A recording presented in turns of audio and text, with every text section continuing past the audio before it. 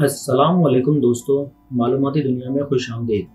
دوستوں، حضرت لقمان نوبہ شہر کے رہنے والے ایک سیاہ فام غلام تھے۔ اللہ تعالیٰ نے آپ کو بڑی دانائی عطا فرمائی تھی۔ بنی اسرائیل کے ایک شخص نے آپ کو 30,500 دینار میں خرید لیا تھا۔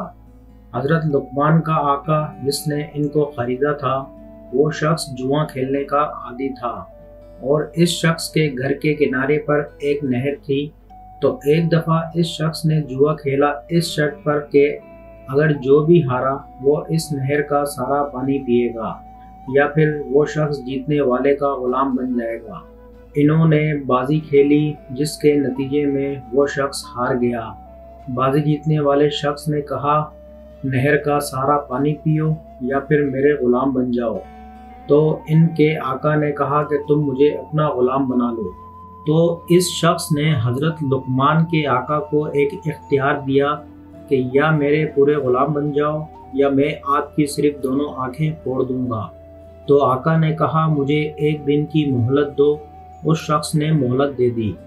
تو آقا نے انتہائی رنج اور غم کی حالت میں شام بسر کی۔ جب شام کو حضرت لقمان کمر پر بوجھ اٹھائے تشریف لائے تو آقا کو سلام کیا، سامان اتارا اور آقا کے پاس آ گئے۔ ویسے جب ان کا آقا ان کو دیکھا کرتا تھا تو ان سے ہنسی مذاق کرتا تھا، اور حضرت لقمان سے دانائی کی باتیں سنتا تھا اور تعجب کرتا تھا۔ تو حضرت لقمان ان کے پاس بیٹھے اور عرض کیا، کیا بات ہے؟ میں آپ کو رنجیدہ دیکھ رہا ہوں۔ تو آقا نے منہ پھیر لیا۔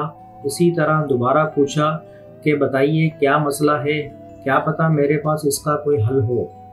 تو آقا نے ان کو اپنا قصہ سنایا۔ تو حضرت لقمان نے کہا کہ غم زدہ نہ ہو، میرے پاس اس کا ایک حل ہے۔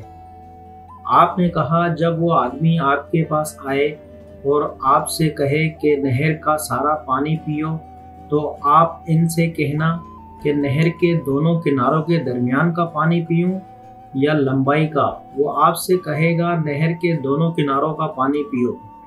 لہٰذا جب وہ آپ سے یہ بات کہے تو آپ اس سے کہنا لمبائی میں جاری پانی کو روک لے تاکہ میں دونوں کناروں کا پانی پی سکوں۔ وہ یقیناً پانی کو روک نہیں سکے گا۔ اس طرح آپ اس کی شرط سے آزاد ہو جائیں گے۔ تو آقا حضرت لقمان کی بات سن کر خوش ہو گیا۔ پھر جب صبح وہ آدمی آیا تو اسی طرح کہا، جس کے نتیجے میں حضرت لقمان کا آقا جیت گیا۔ اس کے بعد اس شخص نے حضرت لقمان کو بھی رہا کر دیا۔